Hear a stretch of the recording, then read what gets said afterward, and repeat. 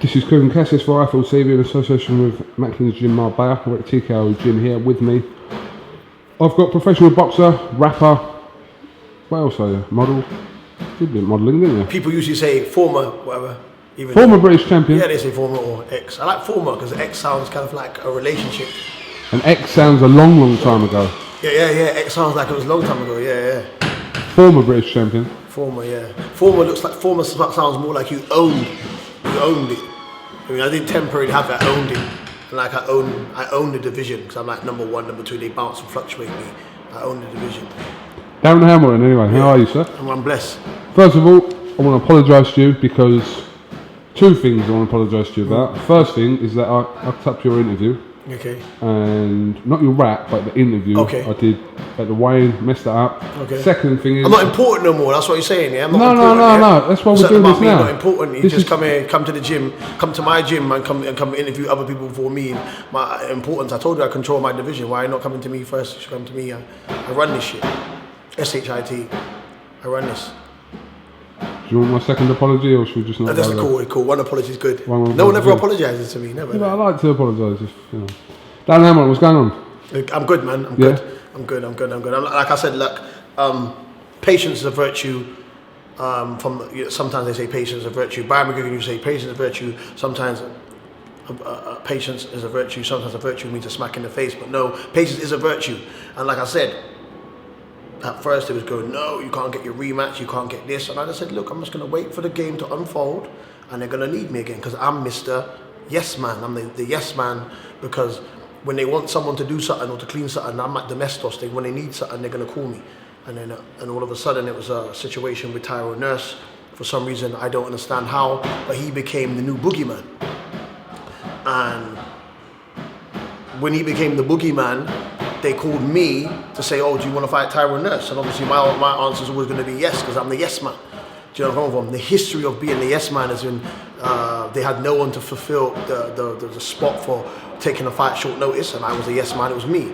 Then it was a position, then it was for me to be the person to take care of the last boogeyman, which was Ado Anwar. They said, can you take care of the boogeyman? No one wants to fight the boogeyman. Who was the boogeyman? Ado Anwar, and I took care of Ado Anwar. Do you know where I'm coming? Because I'm the yes man. And I knew what was going to happen. They're going to come for me again, and they came for me again. And I said yes to Tyrone Nurse. But the people who were managing me said, Darren, I don't think you should take the fight straight away. You should have a warm-up fight. I'm like, wow, shit, I don't do warm-up fights. I don't do preparation. I just go in. Do you know where I'm coming from? And so what happened was what me and Spencer Fearon both predicted that would happen. Yeah, anyone who doesn't respect Styles, anyone who just comes forward and just fights this guy is going to turn him over. And we knew this because anyone on the inside of where we're from knows that, because obviously Ado Anwar used to toy around with him in sparring.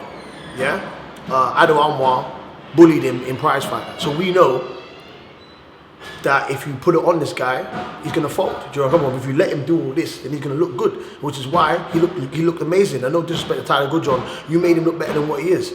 And you know, it's back to boxing. People go, oh shit, like boxing is something that you have to overthink. It's like some mad psychology behind it. It's the most basic theory that you could think of. You box a fighter and fight a boxer.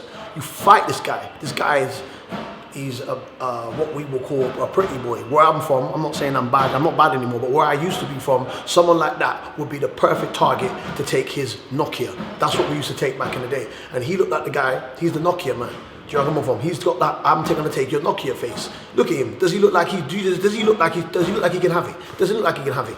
Do you know what I'm saying? As much as you could do box all you want. It's 12, you're in there for 12 rounds. How many minutes is that? 42 minutes. 42 minutes of fighting.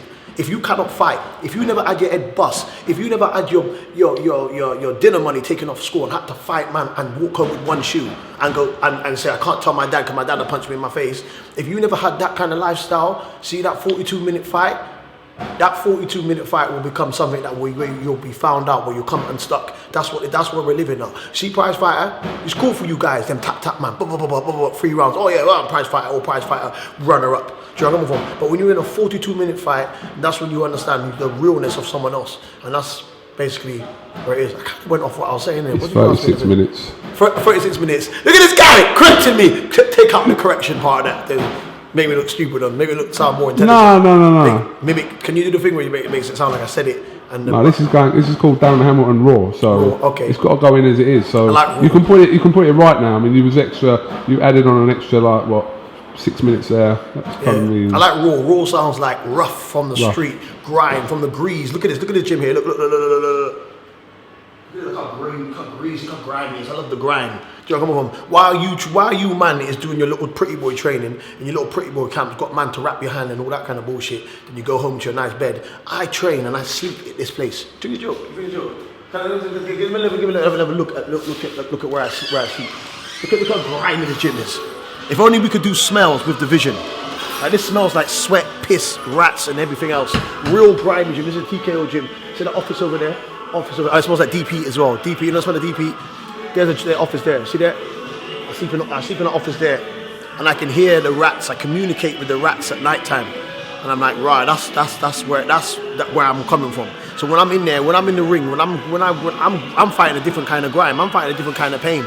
Do you know where I'm coming from? I'm sleeping here with the roughness, and I wake up in the morning. I do my little training session, not my little training session, because when I take over, I train harder when I take over than when you guys are going in for your fights. Because I watch and see how you man train. I watch and see how. Look at the bags. I watch and pre and see how you guys train, and I make sure that I throw more punches on the bag than you, and I hit harder on the bag than you, and I train harder than you. Do you know where I'm coming from?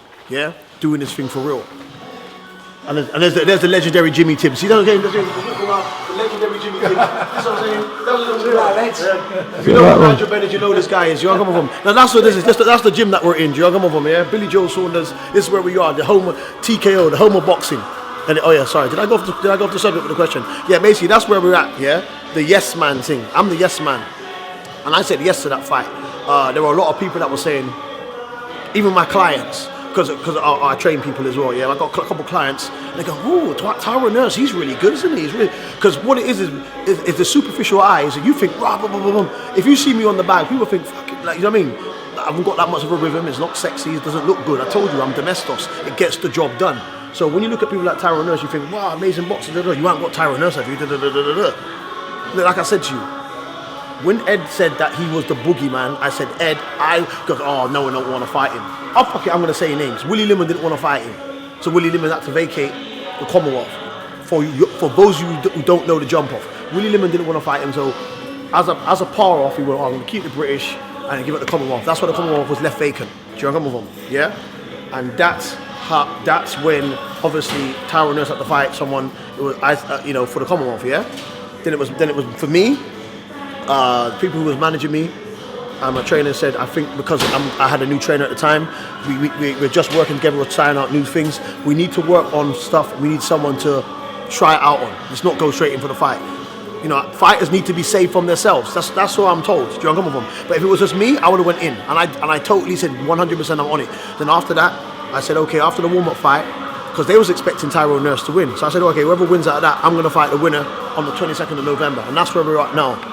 But because the person who didn't win, who they expected not to win, won, who's Dave Ryan, won, yeah, now it's kind of like my phone's gone dead. That's where we're at now. Do you know where I'm coming from? But anyone who knows boxing knows that Dave Ryan would have beat up Tyrone Nurse. Because me and Spencer Fairham already said that he was going to beat up Tyrone Nurse. Because people like Dave Ryan is from the same places where I'm from. Now, Dave Ryan wasn't that guy. He wasn't the Nokia man. Now, Dave Ryan, if you try to take Dave Ryan's Nokia, he'd headbutt you. You say, you know what, yeah? That's one of the boys that he doesn't leave that boy alone. That big, hench, monster-looking white guy. Leave him alone. We'll just trouble the red-skin-looking one. The one that, I'm not going to say what he looks like. We're going to trouble the other one, yeah? We're going to trouble him because he looked like we could take his Nokia. That's where we're at now. Do you know where I'm coming from? And boxing, and that's where we're at. We've got 300 people in the division. Imagine, 300 people in the division, and they couldn't find someone to fight Tyrone Nurse. That's what they come to me, the yes man. That's where we're at now. Now think of it like this. I'm from Bristol City. Bristol City is not got a shit football team. If you ask Bristol City to play Manchester United tomorrow, knowing that they could supposedly lose, would they take the match or not? Yes, they would. You got fighters that could possibly lose against Tyrone Nurse. You say, would you fight him? No, I don't want to fight him. It's too awkward. Do you know what I'm coming from? Bullshit. We are meant to be modern day gladiators. I was watching a war film the other day. I was watching 300 the other day. I seen these man who was fighting this going out. I said, rah, these man are moving in a crew of 300 fighting. How many 1,000 people did they try to fight in the army when they was fighting the Persians? You didn't watch 300? No. I have, but it was a lot.